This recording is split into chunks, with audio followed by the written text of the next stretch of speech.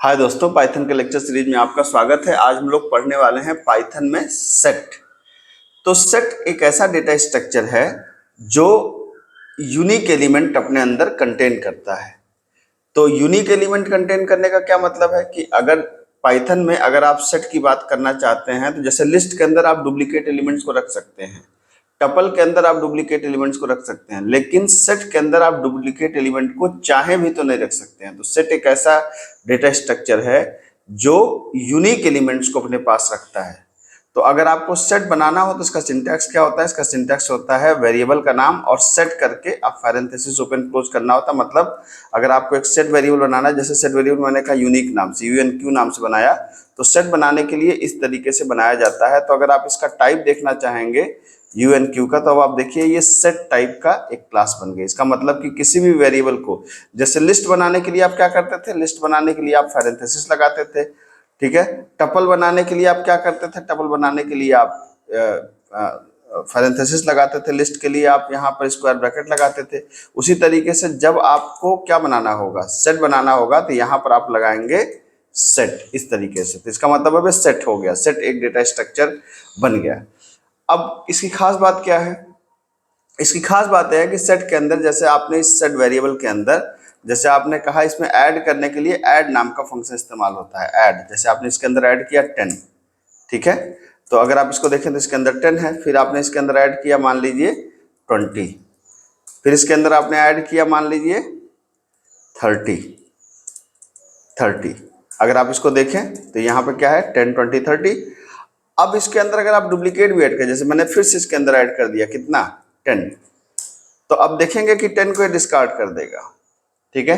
दोबारा 10 इसके अंदर ऐड नहीं होगा, ठीक है। अब यहाँ पर अगर इसको आप 20 दोबारा ऐड करना चाहें, जैसे आपने इसको ऐड करना चाहा 20, तो 20 भी दोबारा नहीं ऐड होगा, क्योंकि सेट के अंदर आप एक एलिमेंट को एक यूनिक एलिमेंट को एक ही बार ऐड कर सकते हैं, एक से ज्यादा बार ऐड नहीं कर सकते, ठीक है। इसके बाद जो सेट की सबसे खास बात है वो क्या खास बात है कि ये अनऑर्डर्ड एलिमेंट्स का पेयर है। अनऑर्डर्ड का मतलब क्या होता है? अनऑर्डर्ड आपको ऐसे नहीं समझ में आएगा। अनऑर्डर्ड आपको समझाने के लिए, जैसे मान लीजिए मैंने एक नेम लिया, नेम इक्वल टू, मैंने नेम के अंदर क्या रखा? धनंजय। अब मान लीजिए आपको कोई एक क्वेश्चन देता है कि भाई साहब ऐसा करिए कि एक नाम को रीड करिए और उसके नाम के सारे यूनिक कैरेक्टर्स बताइए। अब आप सोचिए इसको आपको सी में करना हो तो कितनी मेहनत करनी पड़ेगी। एक नाम को लीजिए और नाम के यूनिक कैरेक्टर को फाइंड आउट करिए। तो आप सोचिए कि अगर आप सी में करेंगे तो बहुत अच्छे से आपको दिमाग इसमें लगाना पड़ेगा कि यूनिक कैरेक्टर कैसे फाउंड होंगे। लेकिन यहाँ पे कोई दिक्कत नहीं, चुटकियों का खेल है। आप सिंपली जाइए वेरिएबल के अंदर, UNQ इक्वल टू क्या करिए? Set of name, that's it. अब आप देख सकते हैं UNQ के अंदर क्या आ गए? सारे एलिमेंट्स आ गए। अब यहाँ पे आप देखिए तो पहले N है, फिर Y है, फिर J है, फिर A है, फिर D है, फिर H है। कोई ऑर्डर नहीं है कि पहले असेंडिंग में होगा या डिसेंडिंग में होगा, ऐसा कुछ भी नहीं है। इसीलिए इसको क्या कहा जा रहा है? इसको कहा जा रहा है अनऑर्डर्ड सेट। अनऑर्डर्ड सेट का मतलब यह है कि ये अनऑर्डर्ड आइटम्स को अपने पास रखता है। अनऑर्डर्ड का मतलब कि किसी ऑर्डर में अरेंज होगा इसकी कोई गारंटी नहीं है। यूनिक होगा इसकी गारंटी है, यूनिक होगा ये कंफर्म है, लेकिन ऑर्डर में होगा इसकी कोई गारंटी नहीं है। याद रखिएगा इस बात को। तीसरा पॉइंट ये कहता है कि पाइथन में इंडेक्स अटैच नहीं होता। इंडेक्स अटैच नहीं होता का मतलब कि जैसे हम लोग लिस्ट पढ़ते हैं तो हम इस एलिमेंट को हम बोलेंगे क्या? जैसे ये हमें मान लीजिए इसको प्रिंट कराना है तो इस एलिमेंट का नाम, जैसे n है तो ये होगा unique of 0, unique of 1, unique of 2, unique of 3। कायदे से तो ये होता था अगर लिस्ट में, लेकिन लिस्ट या टपल में तो ऐसा होता है, लेकिन पाइथन में ऐसा नहीं होता। आप इसको इंडेक्स से नहीं प्रिंट करा सकते। मतलब अगर आप इसको ऐसे प्रिंट कराएंगे तो एरर आएगी। जैसे मैं आपको करके दिखाता हूँ, फॉर I इन रेंज आप कैसे प्रिंट कराते थे लिस्ट को? तो आपने कहा कि लेंथ ऑफ क्या? UNQ। और अगर आपने प्रिंट करने की कोशिश करी कि UNQ ऑफ I, तो आप देखेंगे कि यहाँ पे एरर आ जाएगी, सेट ऑब्जेक्ट इज नॉट सब्सक्रिप्टेबल। इसका मतलब कि सब्सक्रिप्ट में सेट ऑब्जेक्ट को आप नहीं प्रिंट करा सकते, आप इंडेक्स से उसको एक्सेस नहीं कर सकते। फिर सेट को अगर प्रिंट कराना ही तो कैसे कराएंगे? सेट को प्रिंट कराने के लिए आप ऐसे कर सकते हैं, फॉर कैरेक्टर इन यूनिक। तो अब आप प्रिंट कर दीजिए किसको? कैरेक्टर। सेम लाइन में आप कर दीजिए ऐसे ऐसे, या थोड़ा लाइन चेंज कर दीजिए ऐसे थोड़ा सा। ये देखिए सारे कैरेक्टर प्रिंट हो गए। तो आप एक एक कैरेक्टर को इस तरीके से तो प्रिंट करा सकते हैं, लेकिन आप चाहें तो इंडेक्स के थ्रू इसको प्रिंट नहीं करा सकते सेट को। ये बात ध्यान रखिएगा। सेट एक ऐसा डेटा स्ट्रक्चर है जो मेमोरी ऑप्टिमाइजेशन पे काम करता है, मतलब इसका जो टाइम कॉम्प्लेक्सिटी है वो ऑर्डर ऑफ 1 होती है, और ये अंदर डेटा को मैनेज करने के लिए हैश का इस्तेमाल करता है, हैशिंग का इस्तेमाल करता है। इस वजह से इसकी जो टाइम कॉम्प्लेक्सिटी होती है वो काफ़ी कम होती है। तो याद रखिए, एक अगर कहीं पर भी इफिशियंसी की बात आती है, डेटा को मैनेज करने में इफिशियंट डेटा स्ट्रक्चर की बात आती है, तो वहाँ पर सेट का काम आप देख सकते हैं। सेट में आइटम्स को ऐड करने के लिए, अच्छा एक और पॉइंट यहाँ पे इंपॉर्टेंट है कि सेट के अंदर आप इंटीजर, फ्लोट, ये सब तो ऐड कर सकते हैं, लेकिन आप जो भी जैसे लिस्ट है, डिक्शनरी, इन सबको ऐड आप नहीं कर सकते। इसका क्या मतलब है, जैसे मान लीजिए कि आपने एक सेट बनाया, मान लीजिए मैंने कहा my set is equal to, आपने एक सेट बनाया, तो यहाँ पर आपने कहा कि इसको आपने कहा सेट, या हम इसको ऐसे कर लेते हैं 10, 20, 30 यहाँ तक, इसमें कोई दिक्कत नहीं है। आप माई सेट को प्रिंट कराइए, देखिए सेट आपका बन गया, ठीक है। अब माई सेट के अंदर अगर आपने कहा, अगर माई सेट के अंदर आपने कहा कि 10, 20, 30, और फिर आपने कहा भाई इसके अंदर एक लिस्ट भी डाल दो, ठीक है, ये लिस्ट भी डाल दो, मान लीजिए कि 40, 50, तो ये नहीं, आपको मतलब list could not be the member of, sorry, ये माई सेट 10, 20, 30, 40, 50, ये, और इसको आप ऐसे बंद कर दीजिए। तो आप देख सकते हैं कि अनहैशेबल टाइप लिस्ट, मतलब लिस्ट सेट का मेंबर नहीं हो सकती, याद रखिएगा इस बात को। लिस्ट या डिक्शनरी जो म्यूटेबल ऑब्जेक्ट्स हैं वो सेट के मेंबर नहीं हो सकते, ठीक है। तो आपको एक बात तो ये हो गई। दूसरी बात है कि जैसे आपने लिस्ट के अंदर ऐड मेथड यूज किया, वैसे एक अपडेट होता है। अपडेट का मतलब होता है कि जब मल्टीपल एलिमेंट्स को अटैच करना हो, जैसे मान लीजिए हमने एक सेट बनाया यूनिक, इसके अंदर हमने रखा 10, 20, 30, तो यूनिक के अंदर तो ये हो गए आपके 10, 20, 30। अब इसके अंदर मुझे 4-5 एलिमेंट और ऐड करना है, तो 4-5 एलिमेंट मान लीजिए रखे हैं लिस्ट के अंदर, तो लिस्ट इक्वल टू मान लीजिए हमने ले लिया 40, 50, 60 मान लेते हैं।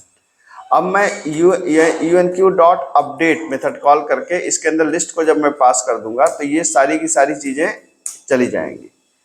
अभी मैंने आपको कहा कि इसमें कंफ्यूज आप हो सकते हैं कि अभी मैंने आपको कहा कि किसी भी सेट के अंदर लिस्ट मेंबर नहीं हो सकता। जैसे यहाँ पर हम लोगों ने देखा कि किसी भी सेट के अंदर लिस्ट मेंबर नहीं हो सकता, ठीक है। लेकिन मैं यहाँ पे कह रहा हूँ कि सेट के अंदर लिस्ट के एलिमेंट को आप ऐड कर सकते हैं। तो लिस्ट के एलिमेंट को, इसने लिस्ट के एलिमेंट को एज एलिमेंट ऐड किया है, आप देख सकते हैं इस बात को। यहाँ पे उसने ऐसे नहीं किया है कि पूरी लिस्ट को ऐड किया है, उसने इस लिस्ट को इटरेट किया है, इटरेट करने के बाद इसके सारे एलिमेंट्स को ऐड कर दिया। एज ए लिस्ट इसके अंदर ऐड नहीं हुआ है। तो अपडेट का काम होता है, अगर मल्टीपल एलिमेंट्स को आपको ऐड करना हो तो अपडेट होता है, सिंगल एलिमेंट को ऐड करने के लिए ऐड होता है।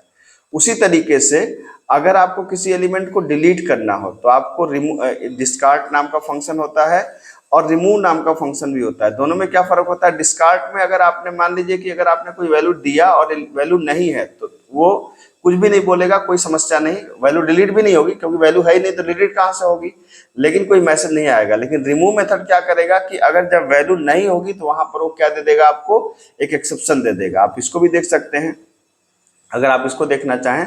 जैसे यूनिक के अंदर आप देख सकते हैं, यूनिक है, इसके अंदर मान लीजिए हमने कहा कि unq डॉट डिस्कार्ड, हमने दिया कि भाई 50 को हमें डिलीट करना है तो ये 50 को डिलीट कर देगा। आप देखिए यूनिक यहाँ पे 50 हट गया। लेकिन मैंने कहा यूनिक डॉट डिस्कार्ड, मैंने कहा कि 90, अब 90 तो है नहीं तो कोई मैसेज नहीं आया, 90 है नहीं इसलिए कोई एक्शन नहीं परफॉर्म होगा, लेकिन कोई मैसेज भी नहीं आया। लेकिन अगर आप रिमूव मेथड कॉल करते हैं और रिमूव के अंदर भी अगर आपने मान लीजिए आपने दिया 60 तो 60 तो रिमूव हो जाएगा क्योंकि 60 है, तो आप देख सकते हैं 60 रिमूव हो गया। लेकिन अगर यूनिक डॉट रिमूव आपने कर दिया, रिमूव के अंदर आपने क्या पास कर दिया, आपने पास कर दिया 90 जो नहीं है, तो ये क्या आ जाएगी यहाँ पर आ जाएगी आपकी की एरर, ठीक है। तो डिस्कार्ड और रिमूव में यही फर्क होता है कि अगर डिस्कार्ड में एलिमेंट को आप रिमूव करने जा रहे हैं नहीं है तो कोई मैसेज नहीं देगा, लेकिन रिमूव में अगर वो एलिमेंट नहीं है तो वहां पर आपकी की एरर आ जाएगी। अब पाइथन के कुछ सेट के कुछ इंपॉर्टेंट फंक्शंस होते हैं, जैसे सेट का यूनियन। आप यहाँ पे देख सकते हैं कि अगर दो सेट हैं उन दोनों का यूनियन आपको निकालना है तो यूनियन के लिए यूनियन नाम का फंक्शन होता है या तो पाइप सिंबल होता है, ठीक है। यूनियन का क्या मतलब है कि जैसे मान लीजिए कि हमने कहा कि एक सेट 1, हमने कहा सेट 1 इक्वल टू, यहाँ पे कहा 10, 20, 30 और सेट 2 इज इक्वल टू, यहाँ पे क्या हो गया 30 40 50। तो आप देख सकते हैं कि इसके अंदर जो कॉमन है वो कॉमन क्या है, सेट 1 और सेट 2 के अंदर जो कॉमन है 30 कॉमन है, तो इसका यूनियन होगा 10 20 30 40 50। 30 एक बार आएगा क्योंकि 2 बार दोनों में है, तो आप इसका यूनियन निकालने के लिए कर सकते हैं सेट 1 और पाइप का सिंबल आप कर सकते हैं सेट 2। ये देखिए यूनियन निकल गया इसका। या कैसे कर सकते हैं, सेट 1 डॉट यूनियन क्या कर सकते हैं सेट 2, इससे भी आपका यूनियन निकल आएगा। तो सेट 1 सेट 2 ऐसे यूनियन आप निकाल सकते हैं। इसके साथ साथ इंटरसेक्शन जो दोनों में कॉमन हो निकालने के लिए या तो इंटरसेक्शन के लिए एंड सिंबल इस्तेमाल करिए, या इंटरसेक्शन नाम का मेथड होता है, दोनों में से कोई भी एक आप इस्तेमाल कर सकते हैं। तो आप देख सकते हैं कि set 1 dot set 1 and set 2, ये इंटरसेक्शन निकल गया जो दोनों में कॉमन है। या सेट 1 डॉट इंटरसेक्शन क्या है सेट 2, इससे भी निकाल सकते हैं। तो दोनों हम तरीके हैं आपके, चाहे आप एंड सिंबल इस्तेमाल करिए चाहे इंटरसेक्शन मेथड इस्तेमाल करिए। अगला है डिफरेंस, जो पहले में हो लेकिन दूसरे में ना हो।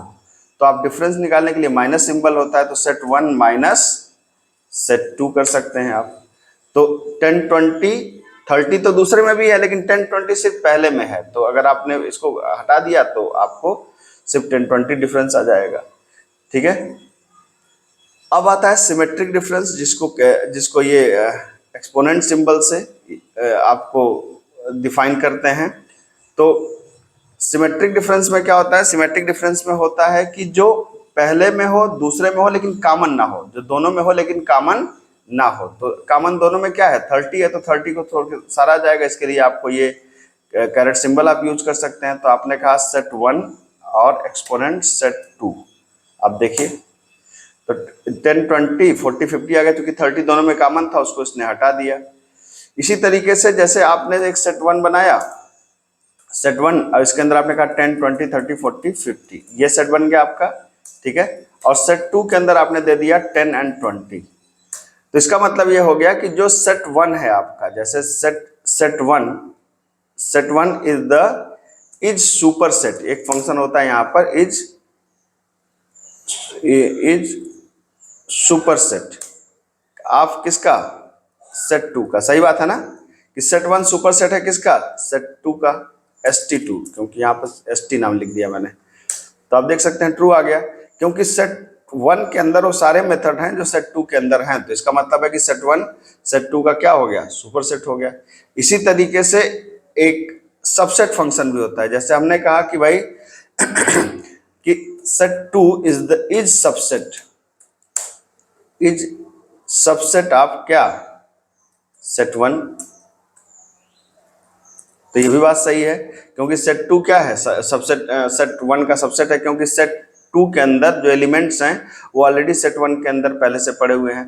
तो ये क्या होता है कि जैसे जो बड़े बड़े क्वेश्चन होते हैं, जैसे अगर मैं कहूँ कि भाई 2 सेट दिए गए हैं, मतलब दो डेटा स्ट्रक्चर दिए गए हैं, और मैं आपसे कह रहा हूँ कि आप पता लगाइए कि क्या दूसरा पहले का सबसेट है कि नहीं, या पहला दूसरे का सबसेट है कि नहीं।